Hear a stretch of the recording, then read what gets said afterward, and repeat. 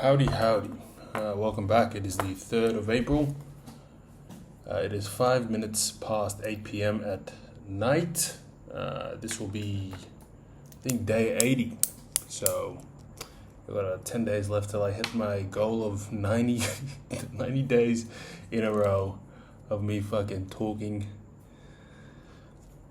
into a camera. Reading out poems, reading out quotes, talking about what the fuck is happening in my life. And yeah, it's been good. It's been good. Slightly late video. I went for a walk tonight. Nice walk. I took a drive and walked in the suburbs of the northern beaches of Townsville. It was quite nice. It was actually really nice. There's some nice neighborhoods out there. So, why? Because I wanted to. I didn't want to walk around my neighborhood. And yeah, it was good. It was a good day today. Nothing much happened. I'm more or less finishing up loose ends or whatever, however that saying goes. I'm just more or less just pushing through the last days. Yeah, so it's good. A lot of colleagues have come up to me and asked me what I'm doing, and my plans. And it's kind of nice to not really have a plan, in the sense that don't really know what the fuck I'm doing, but I know I am taking a step in the right direction. It really is not. It's not just a step. It's a fucking leap. I am taking a leap into the fucking dark, and I am. Yeah, it should be interesting. So yeah, during my walk tonight, I found I quite enjoy my evening walks, and especially in Brisbane, I enjoy doing it. And tonight, yeah, I often I caught myself just admiring the houses and the simplicity of these streets, more or less, or the suburban streets. Like, I saw a lot of utes outside the house. A lot of the houses out there were quite new. You could just tell it was just that young family type neighborhood where guys had come home. You could hear babies. You could hear just families just living out their fucking Wednesday night, and it was nice. It was simple. It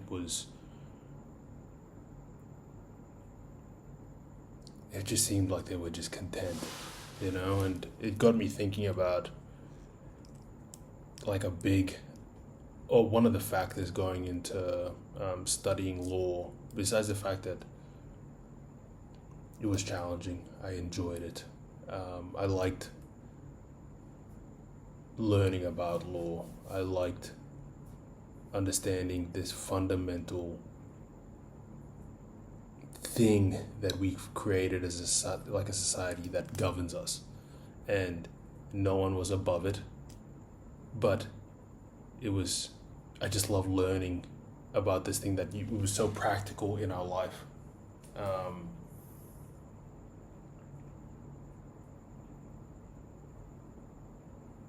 But one of the factors that played into me pursuing law was obviously the money side, the financial side. I always thought obviously it was something that I wanted, especially when I started law. Everyone who studies law, or when you tell people, you're a lawyer, they think you have money. After doing that, after, finishing my studies and progressing through the career of becoming a lawyer, I realized I don't give a fuck about money. I don't care. I do care about money, but I care more about how I earn it, if that makes sense. I think I need to be I'm not just gonna fucking be a desk jockey if it means I'm gonna get paid. And I'm glad I learned that now. I don't know where I was going with this. I was relating it back to the simplicity of life. Oh yeah, when I saw those families, like I just remember thinking they were just so like they didn't need anything extra. They just had it. It seemed to me from a fucking person walking outside that it just seemed like they had everything that they needed. They had the family.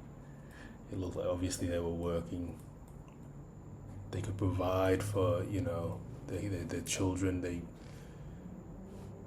It just seemed perfect to me, and I think the beautiful thing about it was it just seemed simple. They would just seem content.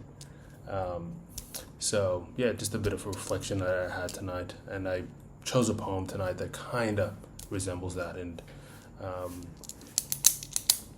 again, if that's something that I've learned, especially over the last couple of months, is the importance of being present and being content.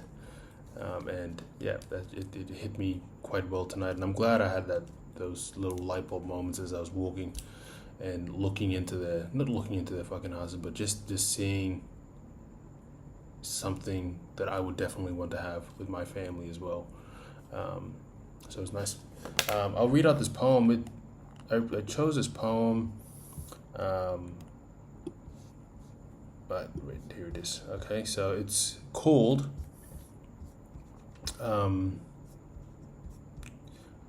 Yes. I think it's called Yes. It is by William Henry Channing. William Henry Channing, he was a minister and social reformer. He served as a member of the Boston Vigilance Committee following the passage of the 1850 Fugitive Slave Law. Channing was a leading figure in the development of the New England Transcendentalism and organized attempts in the U.S. to eliminate slavery, drunkenness, poverty, and war. So he was just an activist, it seems, and an abolitionist.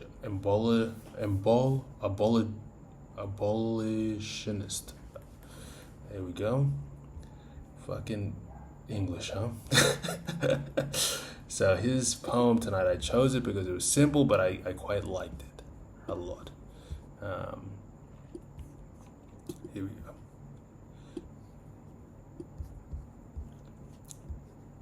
Okay. To live content with small means, to seek elegance rather than luxury, and refinement rather than fashion. To be worthy, not respectable, and wealthy, not rich. To study hard, think quietly, talk gently, act frankly. To listen to stars and birds, to babies and sagas, and with open heart. To bear all cheerfully, to all bravely await occasions. Hurry never. In a word, to let the spiritual unbinded or unbidden, and unconsciously grow up through the common. This is to be my symphony. So I'll read that one more time. I think I stuffed it up many times. Let's go. To live content with small means, to seek elegance rather than luxury, and refinement rather than fashion. To be worthy, not respectable, and wealthy, not rich. To study hard, think quietly, talk gently, act frankly. To listen to stars and birds, to babies and sagas with open heart. To bear all cheerfully, to all bravely await occasions, hurry never. In a word, to let it spiritually unbidden and unconscious grow up through the common. This is to be my sympathy. This is to be my symphony. I think I like the two lines that I liked the most were to listen to stars and birds, to babies and sagas with an open heart, to bear all cheerfully. I think that's to be content with all small means, to seek elegance rather than luxury,